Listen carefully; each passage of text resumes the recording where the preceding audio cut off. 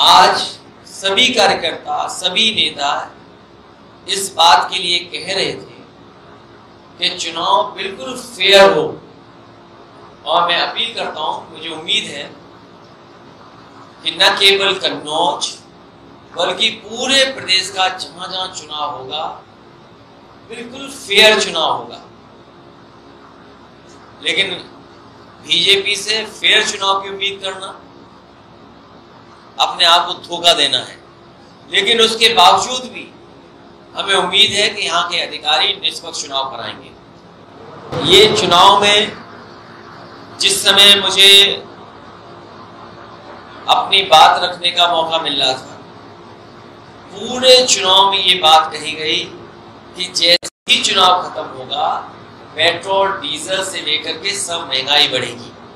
सवाल महंगाई का तो है ही है, लेकिन जिस तरीके से बेरोजगारी बढ़ रही है, हमारा यूथ, हमारा नौजवान उसका इस अंधकार में दिखाई दे रहा है। ये कंटिन्यूटी की सरकार है, ऐसी सरकार नहीं है कि कोई नई सरकार बन गई हो। ये सरकार वही है जो पहले सरकार थी। कम से कम नौजवानों को रोजगार और नौजवानों को नौकरी का सरकार देगी।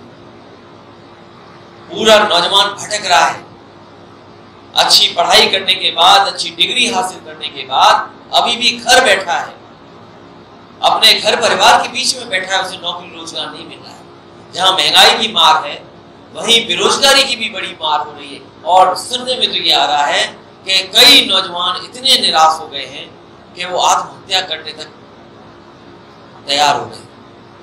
तो जहां आत्महत्या हो रही हो, नौकरी ना हो, रोजगार ना हो, महंगाई बढ़ रही हो और भ्रष्टाचार खुलेआम बढ़ रहा हो। अभी एक साथी समाजवादी ने शिकायत की है कि किसी जगह किसी अधिकारी ने बहुत पैसा ले लिया उससे। मैंने वरिष्ठ अधिकारी से बुला करके कहा अगर ये बात है तो जांच कर करके ऐसे दोषी अधिकारी के खिलाफ कार्रवाई। ये तो आपको सोचना पड़ेगा।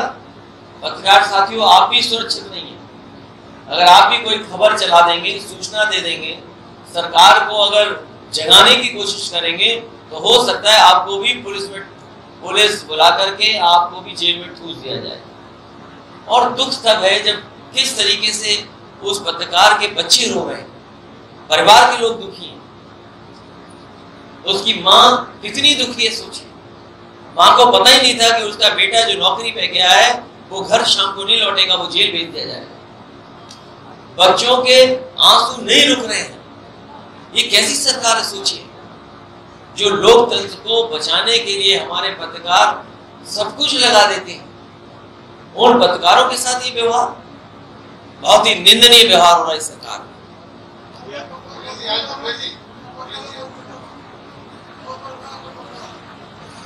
अब आप भी लड़िए, हम भी लड़ेंगे, आपका साथ देंगे हम। मुझे खुशी है कि उन्होंने लाल टोपी नहीं पहनी, लेकिन लाल टोपी की जगह कोई और टोपी पहनी। जो लोग टोपी को बुरा भला कहते थे, आखिरकार क्या परिवर्तन आ गया कि खुद टोपी पहननी पड़ गई।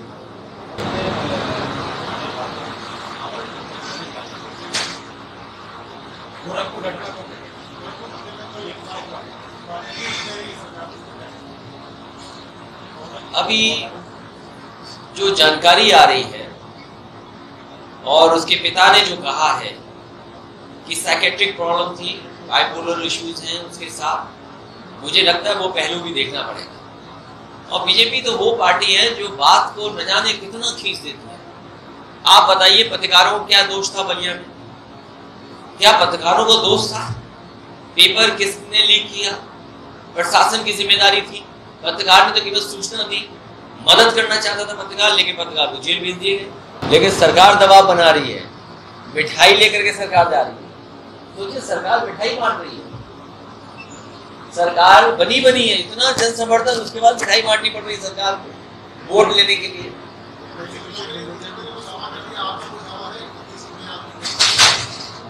समाजवादी पार्टी लड़ रही है और मुझे उम्मीद है कि ज्यादा सीटें जीतेगी। अब डॉक्टर कफील लड़ रहे हैं, मान लीजिए उन्होंने एक एक्सीडेंट में महिला की मदद की, परिवार को जो एम्बुलेंस में ऑक्सीजन होनी चाहिए नहीं थी, उस बात को कह दिया, उनके ऊपर एफआईआर हो गई।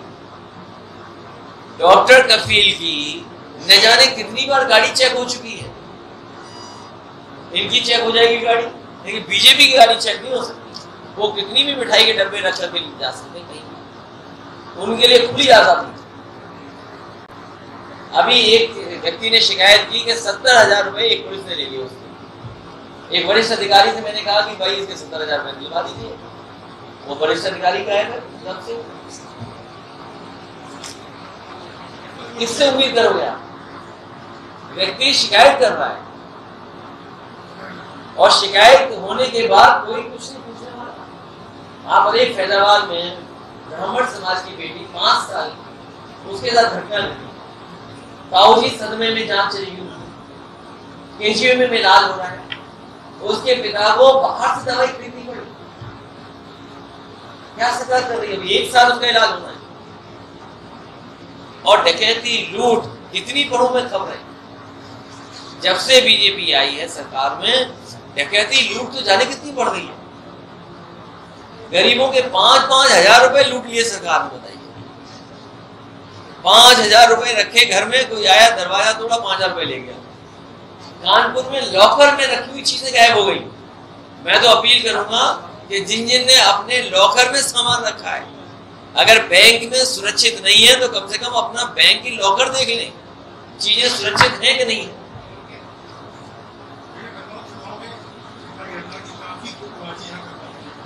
वो मैंने कहा जब समीक्षा होगी, कार्यकर्ता जो कहना चाहेगा वो कहेगा और जो कमियां होंगी उसको दूर करेंगे। कन्नौज वैसे भी बहुत पुरानी राजधानी रही है, सम्राट हर्षवर्धन के जमाने में राजधानी रही है। कन्नौज अलग नहीं हुआ, कन्नौज समाजवादियों के साथ रहेगा।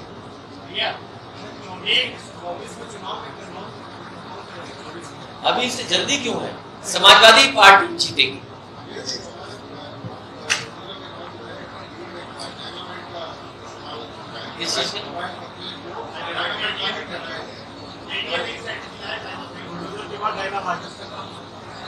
देखिए सरकार है, कुछ भी कर सकती है। अगर डायनामाइट, इससे पहली बार नहीं डायनामाइट चल रहा है, इससे पूर्व में भी एक सरकार ने डायनामाइट लगा करके बिल्डिंग और स्टेडियम तोड़े थे, लेकिन जनता ने उस बार सरकार को ही खत्म कर दिया। ये कोई ऐसा बहुमत नहीं है, और ऐसे बहुमत इस देश की जनता ने बहुत बार देखे हैं।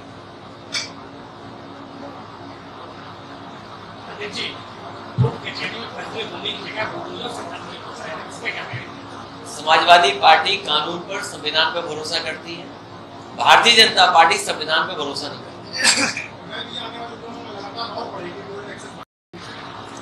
महंगाई बढ़ेगी, बेरोजगारी बढ़ेगी, ये बड़े सवाल हैं जिसका जवाब भारतीय जनता पार्टी को देना चाहिए।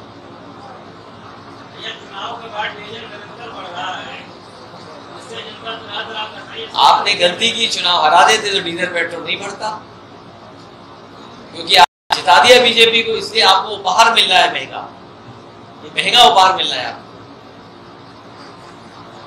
चलिए, प्रेस के लोगों का बहुत धन्यवाद।